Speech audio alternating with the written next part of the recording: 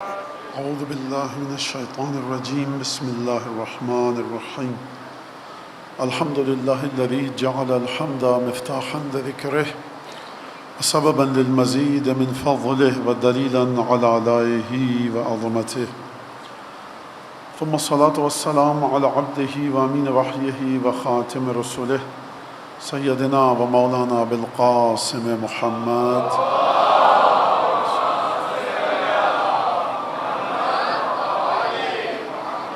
وعلى أهل بيته الطيبين الطاهرين الذين أذهب الله عنهم الرجس وطهرهم تطهيرا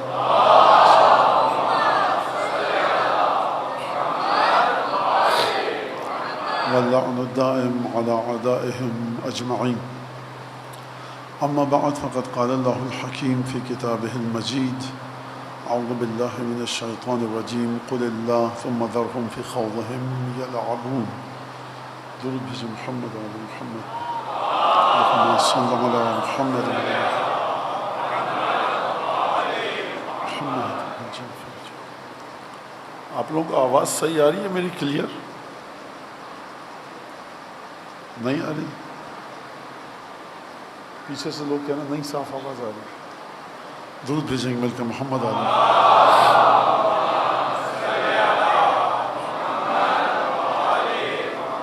قرآن مجید اور رفعت ذکر الہی کی بلندی، ذکر الہی کہاں تک پہنچتا ہے، اونچائی کتنی ہے، بلندی کتنی ہے، اٹھان کتنی ہے ذکر الہی کی، اس پر ہماری گفتگو چل رہی تھی. آپ حضرات جو پیچھے سے کہہ رہے تھے آواز نہیں آ رہی، اب آواز آ رہی ہے آپ کو؟ لہٰذا یہ ہماری گفتگو چل رہی تھی اور ذکر کے سلسلے میں ذکر خالص کیسے ہوتا ہے، خود سید الشہداء کا خالص ذکر کیسے کیا جائے، یہ تمام کی تمام چیزیں میں نے آپ کے سامنے پیش کی.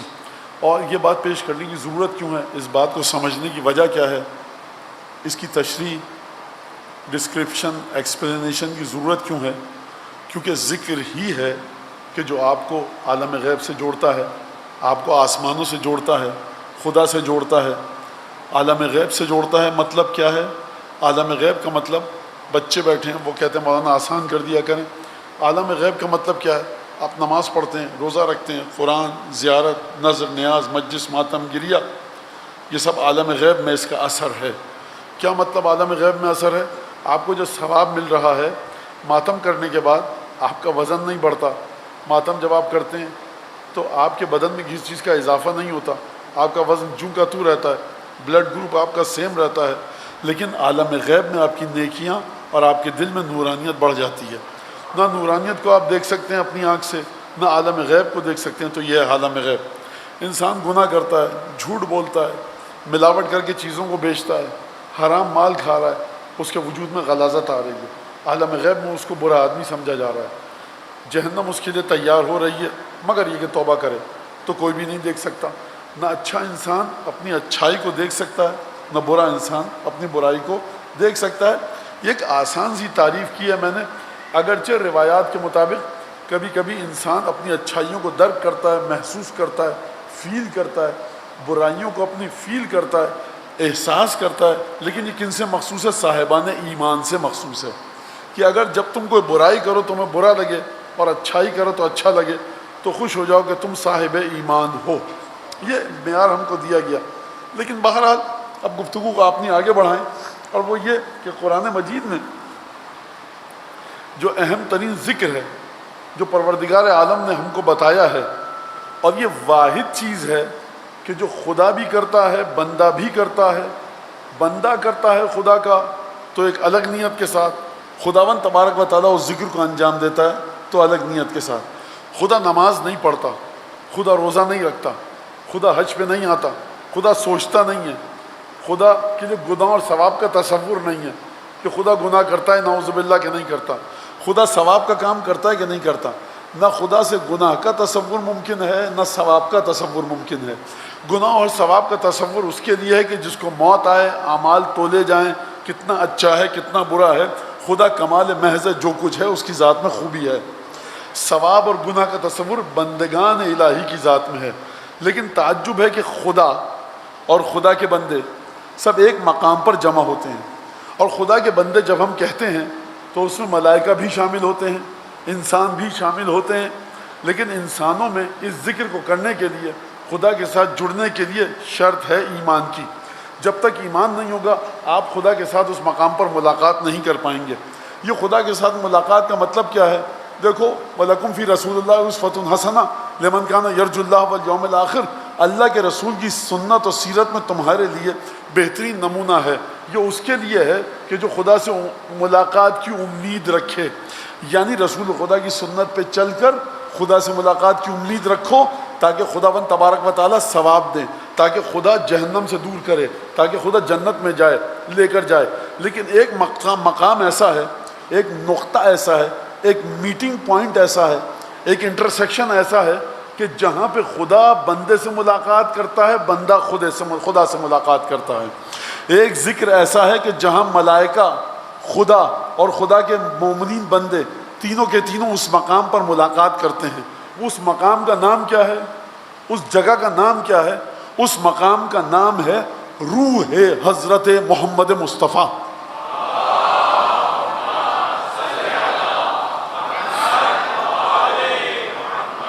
یعنی یہ وہ جگہ ہے، رسول خدا کی روح، رسول خدا کا وجود، کہ جہاں پر آپ ملائکہ کے ساتھ مل جاتے ہیں، آپ کا تعلق، آپ کا اتصال، آپ کا ارتباط برقرار ہو جاتا ہے، کنیکشن آپ کا ڈیولپ ہو جاتا ہے، کانٹیکٹ آپ کا اسٹیبلش ہو جاتا ہے۔ کس کے ساتھ؟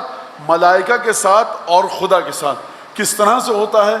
آپ جب کہتے ہیں اللہم صلی علی محمد و آل محمد، تو آپ خدا سے کہتے ہیں خدایا درود بھیج۔ آپ کا درود کس کے پاس جاتا ہے؟ رسول خدا کے پاس۔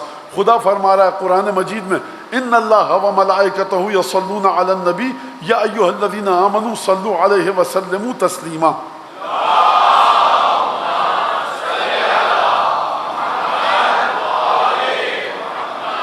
خدا درود بھیج رہا ہے، سیکنڈ کے کروڑوں میں حصے کو آپ گنیے، خدا درود بھیج رہا ہے۔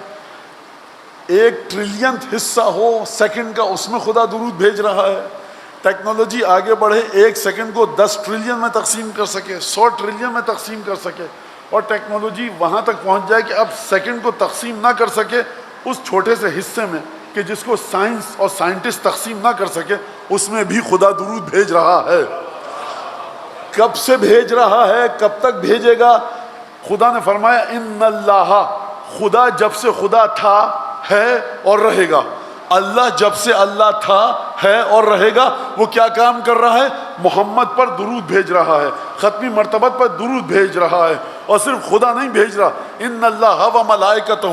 اب میں آپ سے ایک چھوٹی سی بات پوچھوں، ایک وقت تھا کہ خدا تھا، کچھ نہ تھا، فرشتے تھے کہ نہیں تھے؟ نہیں تھے۔ اب میں کیا کہوں؟ مثلا میں کہوں 5000 BC، 10,000 قبل مسیح، prehistoric age, stone age, bronze age, copper age, iron age, ice age, کون سے زمانے کو کہوں میں کہ جب کچھ نہیں کہہ سکتے؟ مانا کب کی بات ہے؟ جب دنیا برف سے ڈھکی ہوئی تھی؟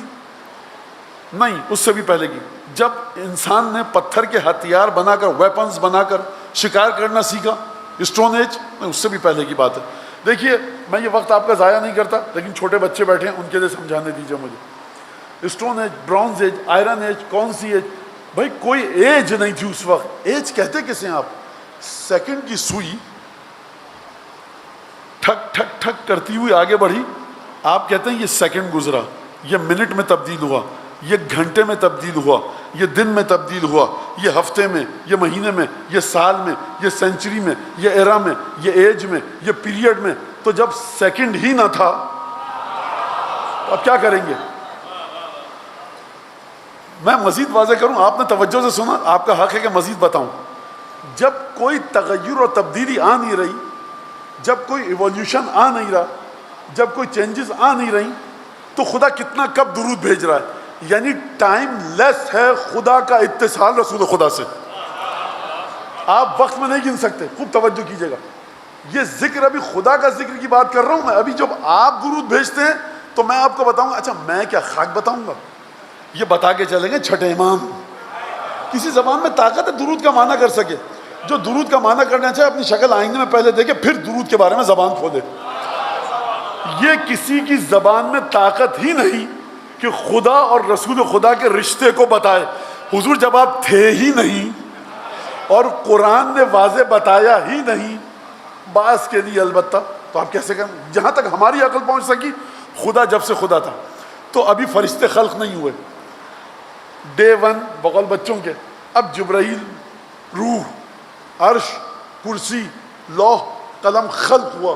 اب آج خلق ہوا، جیسے ہی خلق ہوا فرض کیجئے خدا کی طرف متوجہ ہوئے. یہ خدا کی مخلوقات ہیں، خدا کے بندے ہیں. جبرائیل کوئی ایسا دن تھا خدا نے خلق نہیں کیا تھا، پھر خلق کیا. اسرائیل، میکائیل، اسرافیل، جنت، جہنم، جیسے ہی خلق ہوئے خدا کی طرف متوجہ ہوئے، خدا کو کیا کرتے پایا؟ اللہم صلی علی محمد و آل محمد.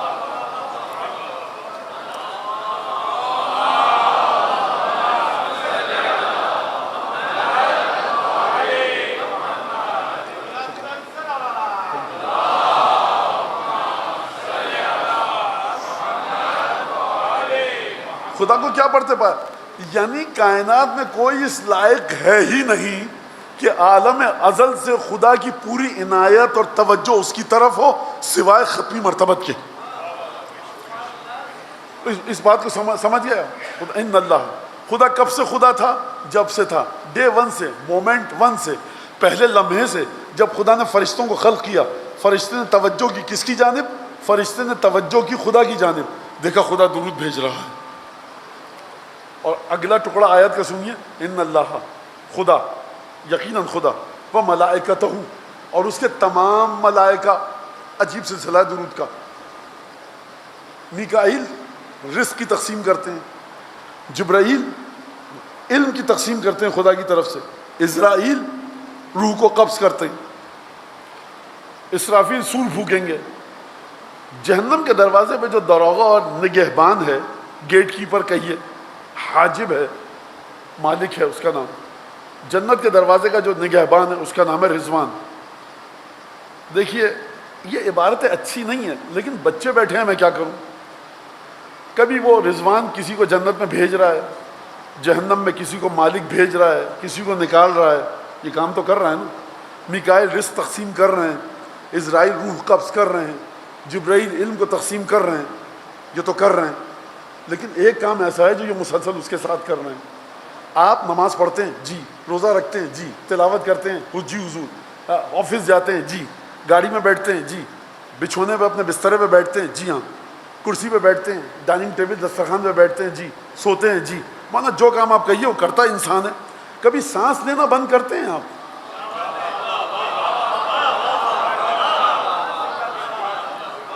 مانا سانس نہیں لیں گے تو نہ آفس جا پائیں گے، نہ دستخط کر پائیں گے کاغذات پہ، نہ گاڑی چلا پائیں گے، نہ تانگا چلا پائیں گے، نہ جہاز اڑا پائیں گے، نہ درس دے پائیں گے، نہ لیکچرر ہیں، پروفیسر ہیں، کچھ بھی ہیں، کچھ نہیں کر پائیں گے. اچھا سوتے وقت جب سانس کی مولانا سانس جب تک ہم ہیں یہ سانس چلتی رہے گی. تو خدا فرما رہا ہے دیکھو میری مخلوق میں جب تک جو جس طرح سے ہے وہ کر رہا ہے، لیکن اس کی حیات برزخی اور حیات غیبی کی ضمانت کیا ہے؟ رسول خدا پر درود بھیجنا.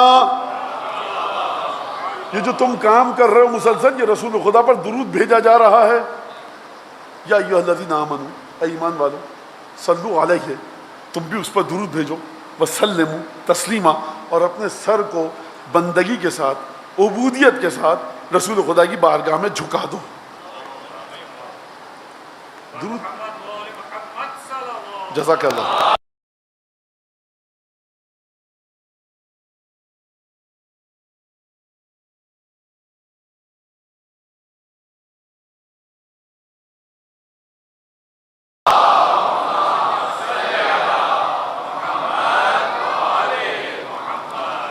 آپ نے کیا پڑھا ابھی؟ اللہم صلی اللہ. 10ویں دفعہ سن چکے ہیں آپ یہ مختلف علماء سے یہ گفتگو. آپ نے کیا پڑھا ابھی؟ اللہم. ممبر سے مولانا صاحب کہتے ہیں، کوئی بیٹھا ہوتا ہے مومن کہتا ہے درود بھیجیے. آپ کب درود بھیجتے ہیں؟ آپ درود بھیج ہی نہیں سکتے. آپ کہہ رہے ہیں اللہم پروردگار تو درود بھیج.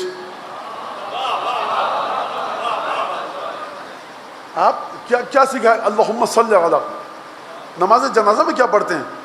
اللہم صلی علی محمد و آل محمد وبارک علی محمد و آل محمد وترحم علی محمد و آل محمد. پروردگار رحمت بھیج، برکتیں بھیج، درود بھیج، تو بھیج محمد آل محمد پر.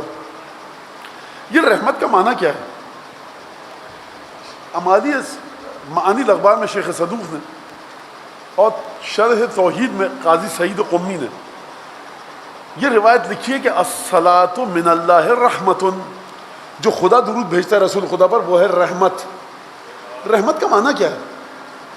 ماں اپنی اولاد کے ساتھ رحمت کا تعلق رکھتی ہے، باپ اپنی اولاد کے ساتھ رحمت کا تعلق رکھتا ہے، استاد اپنے شاگردوں کے ساتھ رحمت کا تعلق رکھتا ہے. ٹھیک ہے کہ نہیں ہے؟ بادشاہ کو چاہیے کہ اپنی رعایا کے ساتھ رحمت کا تعلق رکھے. تو یہ رحمت چل رہی ہے. کیا مطلب ماں کا تعلق رحمت والا؟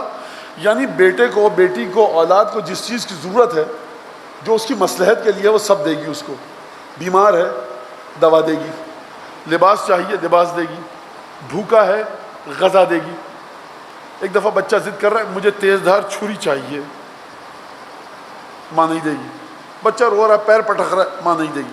مجھے ماچس دیا سلائی، ماچس کی ڈبیا سے کھیلنا ہے، ماں نہیں دے گی، تمہاری مصلحت میں نہیں ہے. تو چھٹے امام فرماتے ہیں الصلاۃ من اللہ رحمت.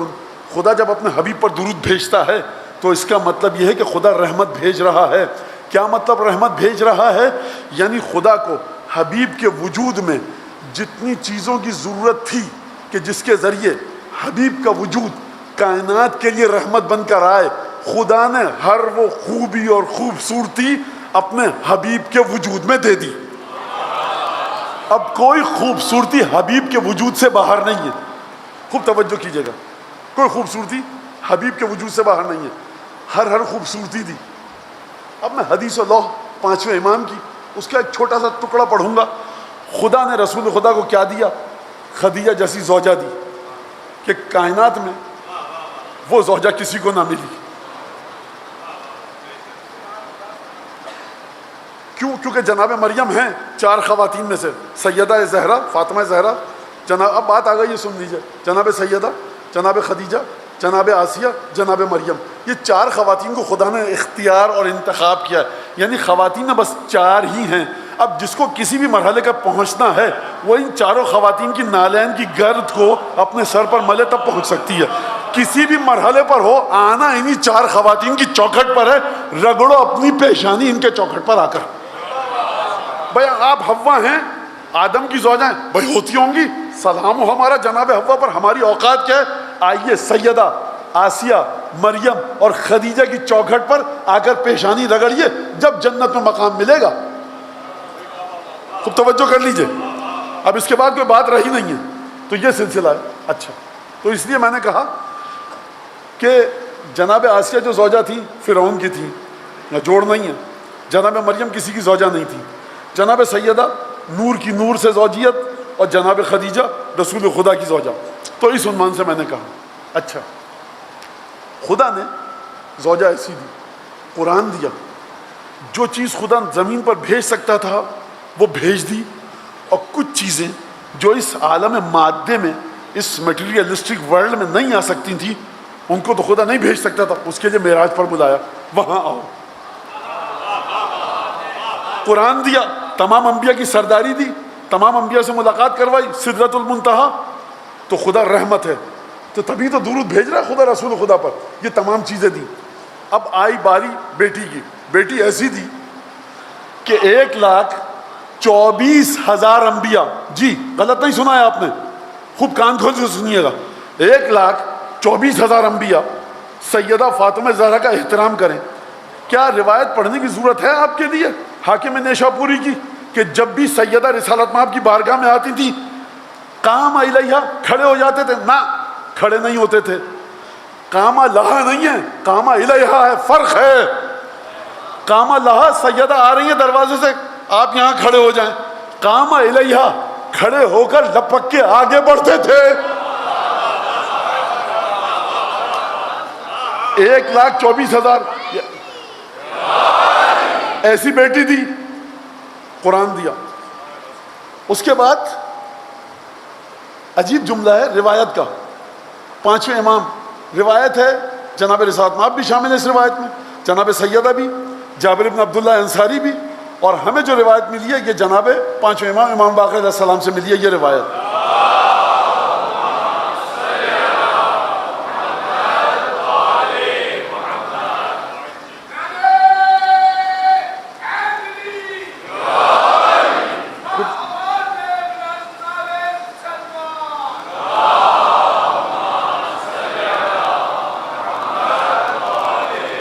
گفتگو یہاں تک کیوں پہنچی ہے کہ رحمت خدا نے کیا کیا دیا رسول خدا کو. زوجہ کیسی دی؟ جناب خدیجہ جیسی. بیٹی کیسی دی؟ سیدہ جیسی. داماد کیسا دیا؟ بھائی کیسا دیا؟ علی مرتضیٰ جیسا. جو حدیث لوح میں گفتگو ہے وہ یہ ہے کہ یا محمد، اے حبیب میرے محمد. آسمان سے تختی آئی جناب سیدہ کے پاس. جابر بن عبداللہ انصاری روایت کی ہے، واقعہ طویل ہے، ہمارے پاس پانچویں امام سے آئیے. خدا فرما رہا اکرمتک بسبطیک و شبلیک. اے محمد، قرآن ملا رسول خدا کو، خدا نے عزت دی کہ نہیں دی؟ معراج ملی، عزت دی کہ نہیں دی؟ خدیجہ ملی، عزت دی کہ نہیں دی؟ علی مرتضیٰ جیسا بھائی اور داماد ملا، عزت دی کہ نہیں دی؟ ابو طالب جیسا چچا ملا، عزت دی کہ نہیں دی؟ عبد المطلب جیسا دادا ملا، عزت دی کہ نہیں دی؟ سرکار میں آپ کا وقت کیوں ضائع کروں؟ بنو ہاشم جیسا خاندان دیا کہ تمام خاندان مکے کے اس خاندان کے آگے نجاست کا پلندہ ہے. اگر نورانیت ہے تو اس خاندان میں بنو ہاشم کا بت آپ کو خانہ کعبہ میں نہیں ملے گا. چچا دیا حمزہ جیسا، چچا زاد بھائی دیا جعفر طیار جیسا، اتنی عزتیں دی. اس کے بعد فرمایا حدیث اللہ میں، اے محمد، اے حبیب، اکرمتک بشبلیک و سبتیک، میں نے تمہیں عزت دی دو نواسے حسن حسین جیسے دے کر. یعنی حسن حسین کو نواسے مت سمجھیے، سبب عزت رسول خدا ہیں. کتنی عزت دی رسول خدا کو خدا نے. جنت کی کنجیوں کے ذریعے مت سمجھو، قرآن کے ذریعے سمجھو کہ ناکافی ہے. اکرمتک بسبتیک و شبلیک، یہ دو نواسے ایسے دیے. کیوں عزت کی؟ عزت کا سبب کیا ہے؟ کیونکہ تمہارے دو نواسے ایسے ہیں کہ جو جنت کے جوانوں کے سردار ہیں. جس کو جنت میں جانا ہے خبردار ان دونوں سے بغض مت رکھنا.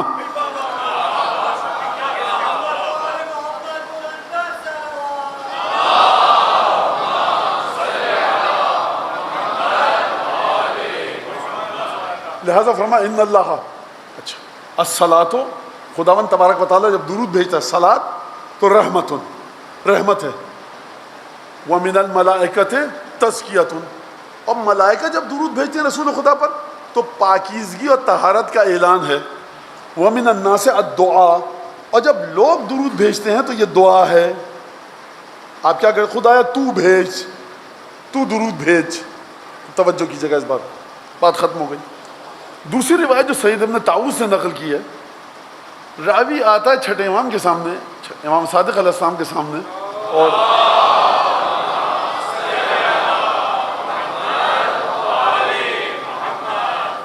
میں اصل میں ائمہ کا نام آتا ہے تو آگے بڑھنا چاہتا ہوں، کیونکہ پتہ نہیں کہ اماموں پر صلوات بھیجنے کی ریت ابھی تک اس معاشرے میں ہے کہ الحمدللہ ہے. سمجھ بوجھ والے لوگ ہیں، کچھ نہیں پتہ 50 60 70 سال بعد ہمارے بچے پوچھیں کہ یہ درود کیوں بھیجا ہے، یہ کون صاحب تھا جن کا نام دیا گیا ہے، تو جو ہے سرکار بڑی تباہی آنے والی ہے. اور میں کوئی سنسنی نہیں پھیلا رہا، اپنی تعلیمات کو دونوں ہاتھوں سے نہیں، ہاتھ پیروں اور دانتوں سے دبوچ کے رکھیے. ٹس سے مس نہیں ہونا چاہیے آپ کا عقیدہ ولایت اہل بیت پہ. جو کچھ ہے 5 12 اور 14 ہیں، اس کے علاوہ کچھ نہیں ہے، یقین جان لیجیے. میں یہ کیوں کہہ رہا ہوں؟ کیونکہ جب سمجھ میں آئے گا نا 5 12 اور 14 کے علاوہ کچھ نہیں ہے تو دیر ہو چکی ہوگی، منو مٹی تلے دب جائے گا انسان جب پتہ لگے گا کہ ان کے علاوہ کچھ نہیں ہے. خوب توجہ کے ساتھ سنیں. تو امام سے پوچھا اپنا رسول بتائیے مانا. فرمایا کہ پروردگار عالم نے جو رسول خدا پر جو درود بھیجتا ہے، چھٹے امام فرما رہے ہیں، وہ کیا ہے؟ وہ یہ ہے کہ پروردگار عالم الصلاۃ من اللہ تزکیۃ، خداوند تبارک و تعالیٰ نے تزکیہ کیا ہے. کس کا؟ رسول خدا کا. پاک کیا ہے. روایت مشکل نہیں ہے، توجہ چاہتی ہے. خوب توجہ کریں اس بات پر، مشکل بالکل نہیں ہے، آسان ترین روایت ہے. آپ کی توجہ چاہتی ہے بس کہ آپ دیکھیں کہ رسول خدا کا خدا کے ساتھ تعلق کیا ہے. اور پھر اس کے بعد آخر میں مجھے یہ بتانا کہ جب آپ یہ ذکر کرتے ہیں تو آپ کہاں تک جاتے ہیں؟ آپ ازل کی طرف جاتے ہیں یا ابد کی طرف جاتے ہیں؟ شاید واحد ذکر ہے یہ صلوات کہ جس کو کرنے کے بعد آپ کا تعلق ازل سے بھی جڑتا ہے، ابد سے بھی جڑتا ہے، صبح قیامت سے بھی جڑتا ہے، اور صبح خلقت مخلوقات سے بھی جڑتا ہے.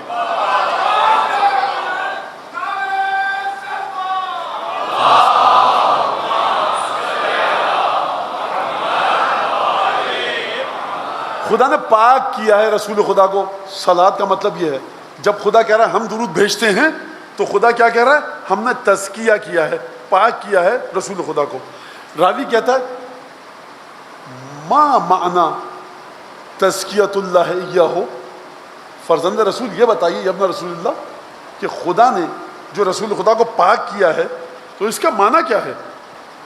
فرمایا اس کا معنی یہ ہے زکاہ بان برأہ من کل عیب یلزم مخلوقا. خوب توجہ کیجیے گا،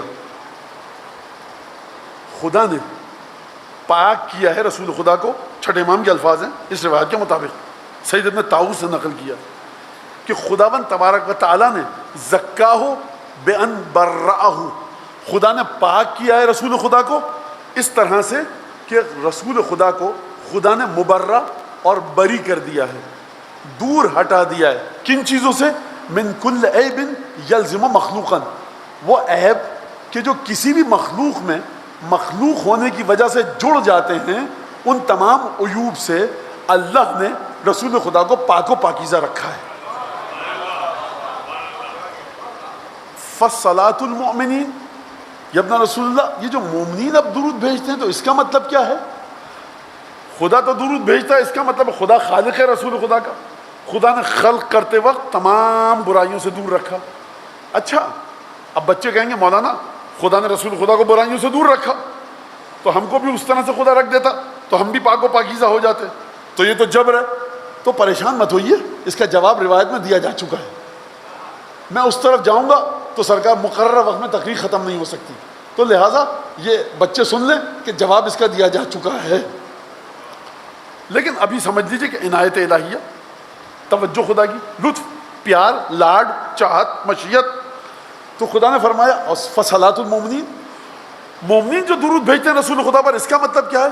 فرمایا مومنین جو درود بھیجتے ہیں اس کا مطلب یہ ہے کہ یبرئونہ ویعرفونہ بأن اللہ قد برأہ من کل عیب وآفۃ ہوا فی المخلوقین من الآفات التي تصیبہم من خلق بنیتہم.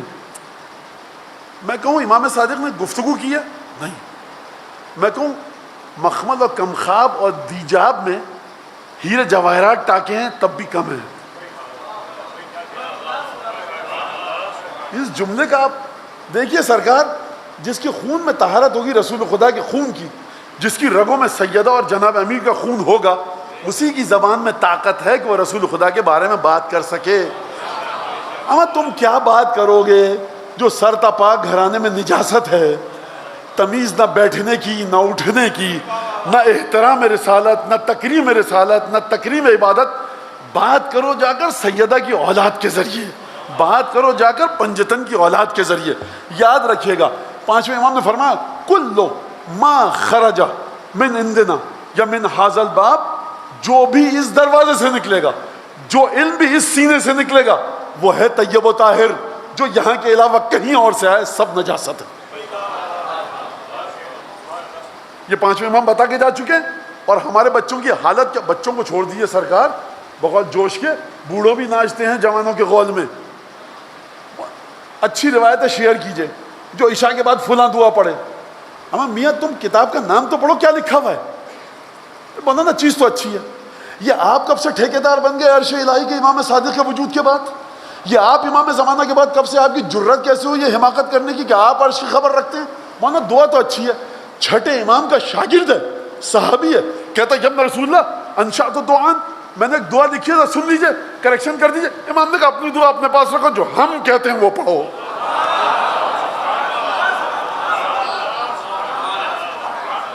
آیت اللہ العظمیٰ کو حق حاصل نہیں ہے کہ دعا خلق کرے. امام کرم ہم عجیب جملہ، حتیٰ خدا زندہ سے مردہ کو نکالتا ہے، مردہ سے زندہ کو. اس کی ترتیب میں بھی اگر تبدیلی آ گئی، امام نے فرمایا ہم نے کیا کہا ہے؟ ورنہ آپ نے یہ کہا ہے لیکن یہ بھی تو سچ ہے. کہا کہ جو ہم نے کہا ہے وہ کرو. خوب یہ اس بیماری اور لعنت سے چھٹکارا پائیے.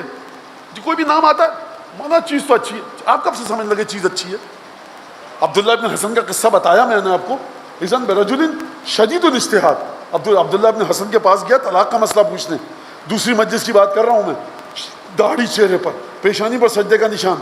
سرکار پیشانی پر سجدے کے نشان اور لمبی داڑھی اور امامے کے ذریعے سارے مسائل حل ہو رہے ہوتے تو خدا تطہیر کی چادر میں نہیں لپٹواتا 5 کو. اس بات کو فرمایا خدا تو درود بھیجتا ہے، وہ اس کا مطلب یہ ہے، یہ جو صلاۃ المومنین، یہ مومنین جو درود بھیجتے ہیں، اس کا کیا مطلب ہے؟ امام نے فرمایا اس کا مطلب یہ ہے کہ یبرئونہ و یعرفونہ، مومنین کہتے ہیں کہ خدا کہتا ہے ہم نے مصطفیٰ کو پاک کیا، مومنین کہتے ہیں مصطفیٰ کو خدا نے پاک کیا. فرق سمجھیے، مومنین کہتے ہیں مصطفیٰ پاک ہیں، یبرئونہ و یعرفونہ، اور اس صلوات کے ذریعے مومنین سرکار ختمی مرتبت کا انٹروڈکشن کرواتے ہیں. کس طرح سے؟ بِأَنَّ اللَّهَ قَدْ بَرَّأَهُ مِنْ كُلِّ عَيْبٍ وَآفَةٍ هُوَ مِنَ الْمَخْلُوقِينَ مِنَ الْآفَاتِ الَّتِي تُصِيبُهُمْ مِنْ بُنْيَةِ خَلْقِهِمْ. مومنین یہ اقرار کرتے ہیں، مومنین یہ اعلان کرتے ہیں کہ رسول خدا ہمارے ہر عیب سے دور ہیں، اس کی مشیت کی وجہ سے ہر برائی سے دور ہیں. انٹروڈکشن کرواتے ہیں کہ ہر برائی سے دور ہیں. کس طرح سے؟ کہ خدا نے رسول خدا کو ہر اس ناگوار، برے، نیگیٹو صفت سے دور رکھا ہے، ہر خامی، ڈیفیشنسی، کانٹیمنیشن، آلودگی سے دور رکھا ہے کہ جو مخلوقات میں آ سکتی ہے. بنیت خلقہم، مخلوقات کا جو باڈی اسٹرکچر تقاضا کرتا ہے، انسان ہونے کے ناطے جو برائیاں، جو خامیاں بقیہ انسانوں میں آتی ہیں، ہمارے رب نے ہمارے رسول کو ان تمام برائیوں سے دور رکھا ہے. یہ ہے مومنین کے درود کا مطلب.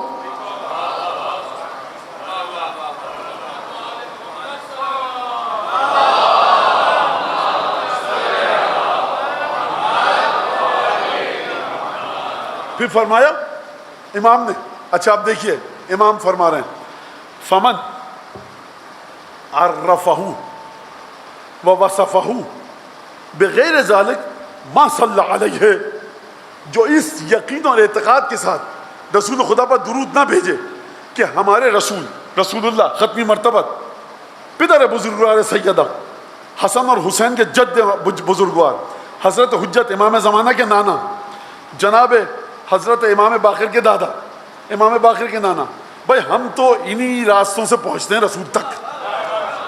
جو اس چھٹے امام فرما رہے ہیں فمن صلی، جو درود بھیجے لیکن عرفہ ووصفہ بغیر ذالک، رسول خدا کی توصیف کو بیان کرے، ان اوصاف کے علاوہ ورچیوز کو، کوالٹیز کو، کیریکٹرسٹکس کو، خصوصیات کو، صفات کو، کمالات کو، ابعاد اور پہلوؤں اور ڈائمنشنز اور ایسپیکٹس کو، جو اس پر ایمان رکھے بغیر رسول خدا پر درود بھیجے، اس نے رسول خدا پر درود بھیجا ہی نہیں.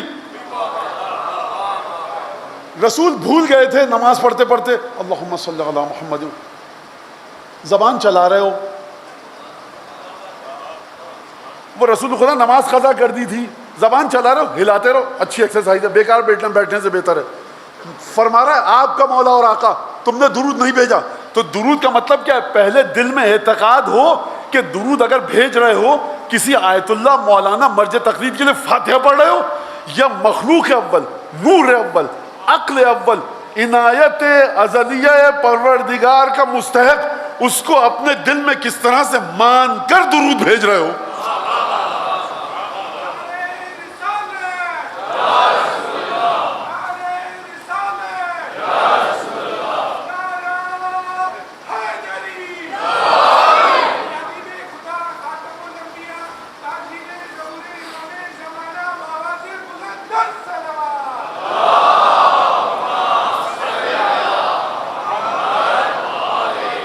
نہیں بھیجا اس پر درود. عقیدہ کہاں پر ہے؟ کربلا گئے، السلام علیکم ابا عبداللہ، امام حسین ہماری بات سن رہے کہ نہیں؟ یہ تو عربی میں دعائیں سن رہے ہیں، مولا حسین مشکل کو حل کر دیجئے. مولانا امام حسین کو اردو سمجھ میں آتی ہے، ہماری آوازیں جا رہی ہیں. دروازے میں داخل ہونے سے پہلے عقیدہ درست کرو. یہ کسی عالم اپنے والدین مرحومین بزرگوں کی قبر پر فاتحہ پڑھنے نہیں آئے ہو، روایت کے مطابق تمہارے جو بزرگ ہیں وہ بھی تمہارے وجود سے باخبر ہوتے ہیں جب تم ان کی قبر پر جاتے ہو. یہ امام حسین کی تو عقیدے کو درست رکھ کر فاتحہ پڑھیے, عقیدے کو درست رکھ کر زیارت کیجیے, عقیدے کو درست رکھ کر درود پڑھیے. تو اس ذکر کی قدر و قیمت سمجھ رہے ہیں آپ کہ یہ ذکر آپ کو ازل سے کیسے متصل کرتا ہے. جب آپ درود بھیجتے ہیں, چھٹے امام نے کیا فرمایا, ازل سے جب نور محمد کو خلق کیا تو تم اس سے جڑ رہے ہو کہ تو نے ازل سے رسول خدا کو پاک خلق کیا تھا. تو یہ میرے گفتگو کا ایک وعدہ پورا ہوا کہ جب آپ درود بھیجتے ہیں تو خدا آپ کو ازل سے متصل کرتا ہے. دوسرا سنیے, حضرت باب الحوائج ابی الحسن حضرت امام موسیٰ بن جعفر الکاظم صلوات اللہ وسلام علیہ,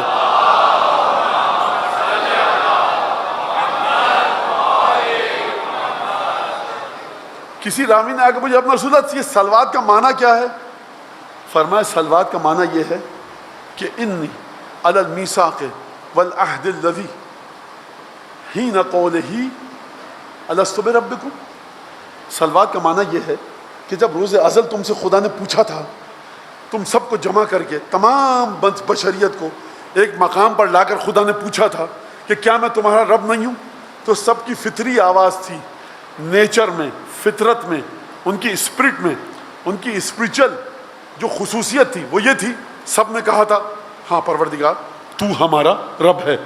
یہ جو تم نے روز الست وعدہ کیا تھا نا, زمین اور آسمان کی خلقت سے پہلے تمام انسان 10 کھرب تھے, 50 کھرب تھے, 50 کروڑ کھرب تھے, نہ جانے دنیا کب تک چلے گی اور کب تک یہ سلسلہ رہے گا. جب تک بشریت آئے گی صبح قیامت تک تمام انسانوں کو خدا نے اکٹھا سورہ اعراف واشہدہم, پروردگار نے گواہ دیا, الست بربکم, کیا میں تمہارا رب نہیں ہوں؟ سب نے کہا بھلا تو ہمارا رب ہے. اور آیت تفصیل کے ساتھ ہے, اس طرف مجھے نہیں جانا. تو ساتویں امام فرما رہے ہیں جب تم درود بھیجتے ہو تو یہ کہتے ہو در حقیقت کہ میں اسی روز الست کے وعدے پر باقی ہوں جو میں نے تجھ سے اس وقت کیا تھا. یہ دوسری دلیل کہ امام نے فرمایا, میں نے کیا عرض کیا تھا آپ سے کہ صلوات وہ عبادت ہے جو آپ کو ازل سے جوڑتی ہے اور ابد سے کیسے جوڑتی ہے. ابد سے کیسے جوڑتی؟ جنت جہنم وہ ہے ابد. ابد یعنی کبھی ختم نہیں ہوگا.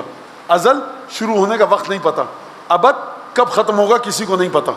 فرمایا طویل حدیث ہے, اسی حدیث میں ہے تم میں قیامت میں سب سے پہلے سب سے نزدیک میرے وہ ہوگا کہ احسنکم یا احسنکم اخلاقا, کہ جس کا اخلاق سب سے اچھا ہوگا.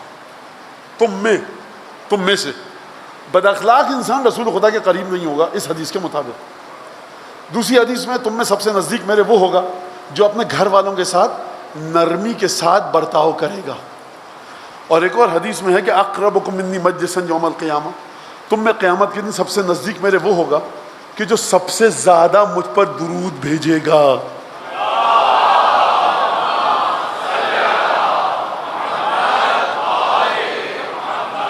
تو اب آپ نے دیکھا کہ ازل سے لے کر ابد تک درود نے آپ کو متصل کیا. ازل سے لے کر خدا نے آپ کو جب خلق کیا تھا یا رسول اللہ تو پاک خلق کیا. ابد یعنی جنت و جہنم.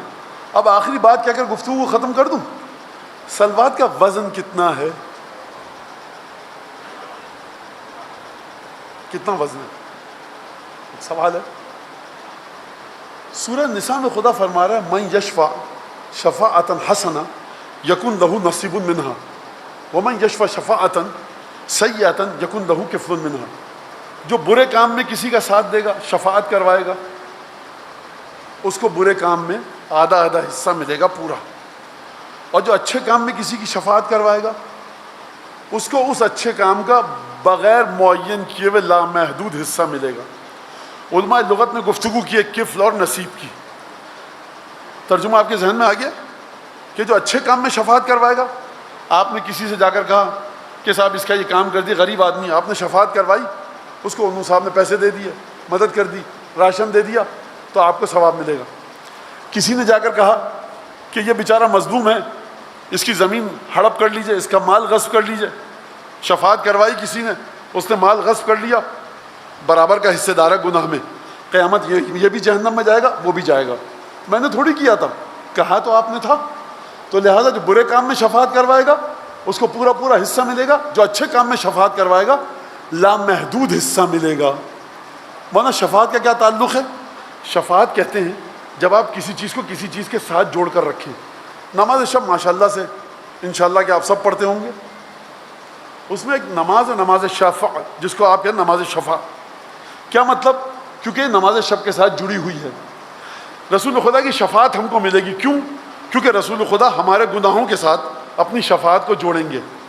تو شفاعت کا مطلب سمجھ میں آ گیا؟ کسی چیز کو کسی کے ساتھ جوڑنا. تو یہ جو آپ درود بھیجتے ہیں، آپ درود کب بھیج رہے ہیں؟ یہ تو آپ خدا کے اس کام کے ساتھ جوڑ رہے ہیں جو خدا کر رہا ہے. ابھی آپ نے 5 10 15 دفعہ درود بھیجا، آپ خدا کے درود کے ساتھ جڑ گئے. اور خدا نے قرآن میں وعدہ کر لیا کہ جو بھی کسی کے بھی اچھے کام کے ساتھ جڑے گا ہم اسے لامحدود انعام دیں گے. اگر میں آپ کے ساتھ اچھے کام میں جڑ جاؤں بلا قید و شرط ان لمیٹڈ انعام ملے گا. آپ لمیٹڈ ہیں، آپ کی نیکی لمیٹڈ ہے، انعام ان لمیٹڈ. تو جو خود لامحدود ہو، جو خود ان لمیٹڈ ہو، جب وہ انعام دینے پہ آئے تو کتنا ملے گا؟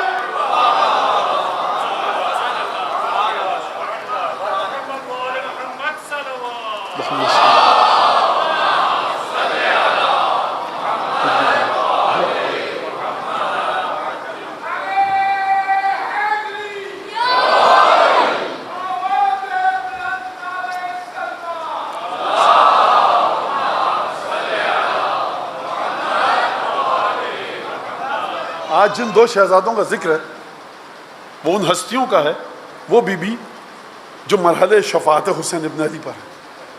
کون؟ بی بی زینب کے دونوں لاڈلے اور چہیتے فرزند جناب اون محمد.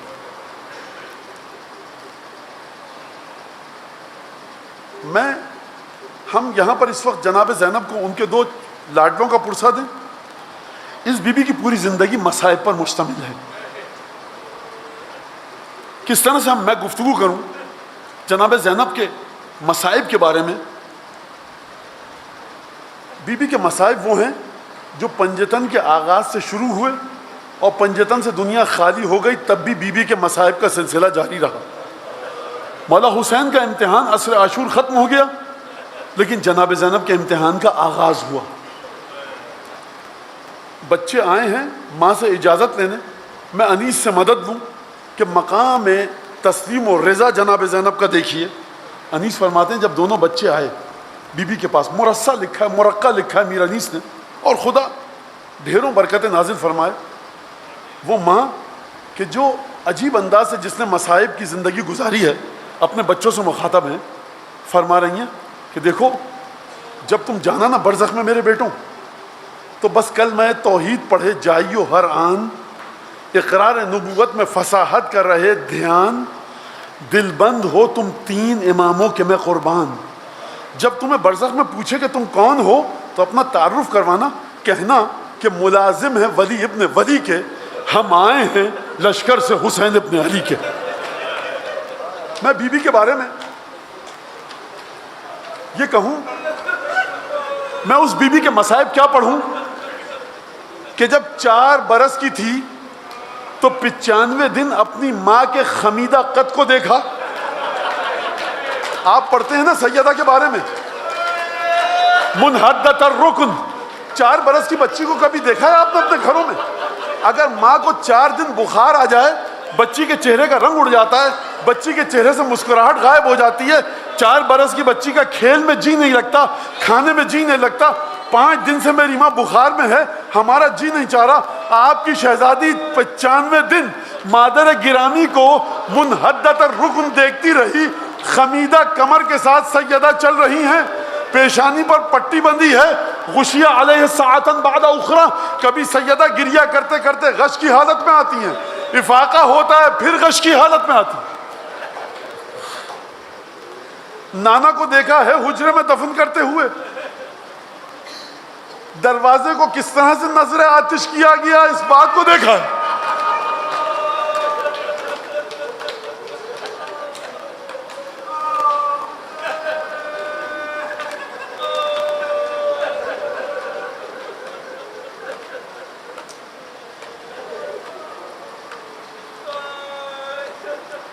لیکن جناب زینب کے دل کو ڈھارس ہے. رسول چلے گئے, ماں کلیجے سے لگا سکتی ہے, زینب ہمارے پاس آؤ, جی بھر کے رو لو. حسن حسین جیسے بھائی ہیں, بہن ہمارے پاس آؤ, ہمارے کلیجے سے لگ کے رو لو. علی مرتضیٰ ہیں. 95 دن بعد دیکھا رات کی تاریکی میں علی ابن ابی طالب نے آہوں اور سسکیوں کے درمیان ماں کے زخمی بدن کو سپرد خاک کر دیا. آپ لوگ رو رہے ہیں نا, آوازیں بلند ہو رہی ہیں. جناب امیر جب سیدہ کو دفن کر رہے تھے تو بچوں سے کہہ رہے تھے, بچوں بلند آواز سے رونا مت. صبح کا سورج طلوع ہوا, 4 سالہ زینب کی آنکھیں ماں کو ڈھونڈ رہی ہیں, ماں نظر نہیں آ رہی, دل کا کیا حال ہوا ہوگا. لیکن جیسے ہی حسن حسین نے دیکھا ہوگا نا کہ بہن کی آنکھوں میں آنسو ہیں, ماں یاد آ رہی ہے, 4 سالہ ننھی سی بہن ہے, معصوم, نادان, بے زبان, آگے بڑھ کر کلیجے سے لگایا ہوگا. حسین نے کلیجے سے لگایا ہوگا. جناب امیر موجود ہیں, چچیاں موجود ہیں, بابا کے نانا کے رشتہ دار موجود ہیں, خواتین آئی ہوں گی, تسلی دی ہوگی. 19 رمضان آئی, باپ گیا تھا مسجد میں نماز پڑھانے, جب لوٹا تو سر زخمی ہے, داڑھی لہو لہان, اور 3 دن تک بستر شہادت پر باپ کو اپنے سامنے شہید ہوتے ہوئے دیکھا. نہیں, دلاسے کا سامان موجود ہے. 18 بھائی ہیں جن میں عباس, محمد حنفیہ, حسن حسین موجود ہیں. ایک ایک بھائی نے کلیجے سے لگایا ہوگا, سر پر ہاتھ رکھا ہوگا. زینب گھبراؤ نہیں, بابا چلے گئے, ہم دفن کر کے آئے ہیں. ایک ایک بھائی کو دیکھتی ہوں کہ دل کو سکون آتا ہوگا. ام البنین موجود ہیں, 17 بہنیں موجود ہیں. 7 سفر آئی, حسن مجتبیٰ خون کی قے کرتے کرتے دنیا سے گئے. تابوت گھر میں آیا, تیر پیوست ہیں, کفن تبدیل کیا گیا. زینب کا دل کیسے سنبھلے, عباس اور حسین موجود ہیں, 17 بھائی موجود ہیں. اب آپ مجھے یہ بتائیے کہ جب کربلا میں اکبر چلے گئے, قاسم چلے گئے, حسین چلے گئے, جتنے محرم تھے جو زینب کو تسلی دے سکتے تھے وہ سب چلے گئے, اون و محمد گئے. اب زینب کو کون دلاسا دے؟ بس دونوں شہزادے گئے, گھمسان کا رن پڑا, تلواروں سے تلواریں ٹکرائیں. یہ بچے کون ہیں؟ سہارے سے گھوڑے پہ بٹھایا گیا ہے. بچوں کا قد اتنا بڑا نہ تھا, ہر طرف سے گھیر کر حملہ کیا گیا. گھوڑے سے زمین پر آئے, السلام علیکہ یا ابا عبداللہ. لاشیں لائے گئے, ماں خیمے سے باہر نہ آئی, بچوں کو بھائی پر صدقہ کیا ہے. کب بہن خیمے سے باہر آئی؟ جب اکبر کا لاشا.